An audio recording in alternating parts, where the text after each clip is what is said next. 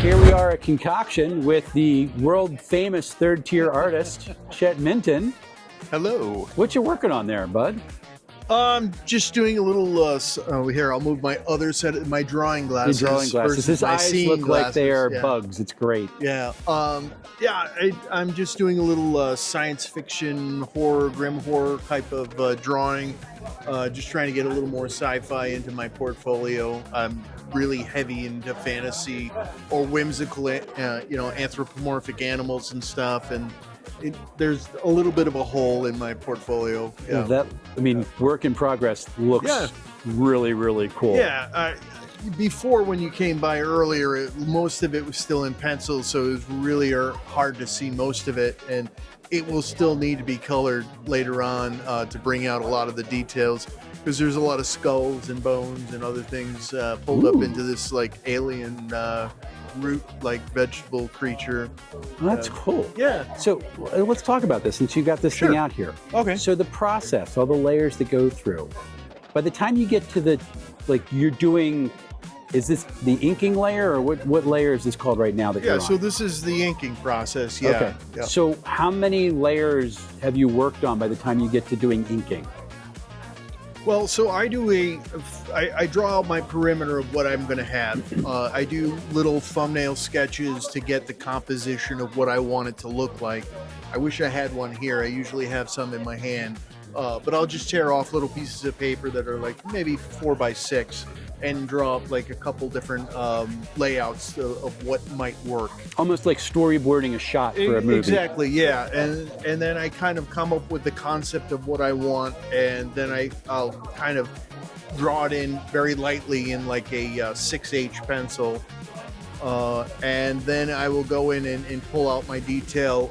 In this case, I drew this hatchway back here. I knew most of it was going to be covered by the plant life and the mushroom growth that's in there that you'll be able to see once it's colored.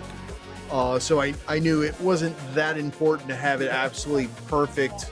I was going more for dynamic perspective rather than actual real 2D or 3D perspective. Gotcha. And put the figure. I knew the figure was going to be central just for this particular image. And then because this particular piece is highly detailed, not all of them are this detailed. I go in with a harder HB pencil and pull out and really mark out my details for myself. And there's times that I've made little mistakes in here that you may not see, but I see. And then once I was satisfied with it, I just go in and I do the inking, and I'll go over a section like this, and I'll just pull up the heavy pencil work and just ink in that section and work my way around. So very cool. This frames the central figure. So how many hours of work are into this at this point? So the pencil work took about 4 hours, and I've probably been inking for about 4 hours. I mean, I've been interrupted at the show and not really pushing myself. So honestly, about 8 to 10 hours maybe total between doing concept sketches and then you have to go to coloring after you get done that. The color, because of the detail in this particular one, will take much longer. So that could be about 10 to 20 hours. Sometimes you just get locked in and you get right in it, and the color doesn't take as long as you think it's going to take. Mm-hmm. And there's other ones that you think are going to be much more simple, and it takes twice as long to color in. I just did the 50th anniversary Bunnies and Burrows, unofficial Bunnies and Burrows wraparound cover, and I probably spent a good 40 hours coloring that in. And that was a lot longer than I thought it was. Well, hold on. Say the amount of hours again. How many hours? 40 hours for color. So when we talk about art being worth it, and why art costs so much. Yeah. So I only make $2 an hour. Yes. Wes. Basically. So we're here at Concoction. I Yep. almost called it Page. So we're a smaller convention here. We only got about 800 people here. Yep. You're coming down from? I'm coming down from Connecticut. I live in Connecticut, but I travel up the most of the East Coast. Yep. I go out to Wisconsin about 3 times a year, and I'm going out to North Texas early next week. Have fun with that. Yeah. So for you personally, as an artist, what value does coming to a convention, particularly a smaller convention like this? So what value for is me, it for you? Building an audience, reaching an audience, seeing people who are familiar with my art or know my art from gaming or comics, to be able to meet me and interact, and it's not only a pleasure for them, it's a pleasure for me, because I get to hear feedback, I get to find out like how I've affected people's lives, and yeah, it's really cool. That social interaction. It's not always about sales, but making a little money is great too. And bringing different new products and new ideas in front of people, building a new audience who just discovers your artwork, and having that connection.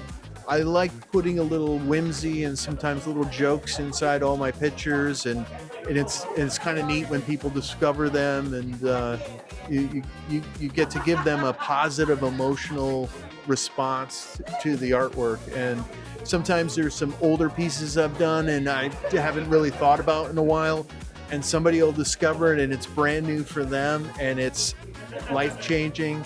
I have a picture where there's an old man sleeping in a recliner, and he's holding a necklace and he's falling asleep, and there's cats knocking things down all around him, and there's 2 pictures behind him, a portrait of a young man in a military outfit and a woman, and these ghostly images have come out and they're embracing each other.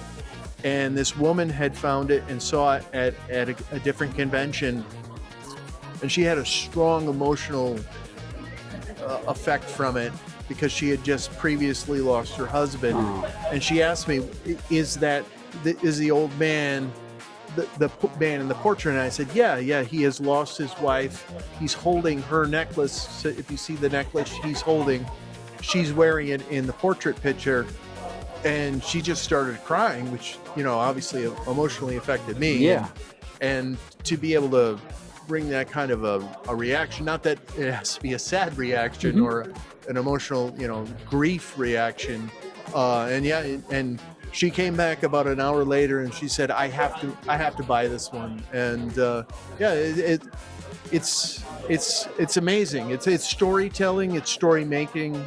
It's it's a vital part of life, I think. Just like music and writing, I think the visual arts, really affect people.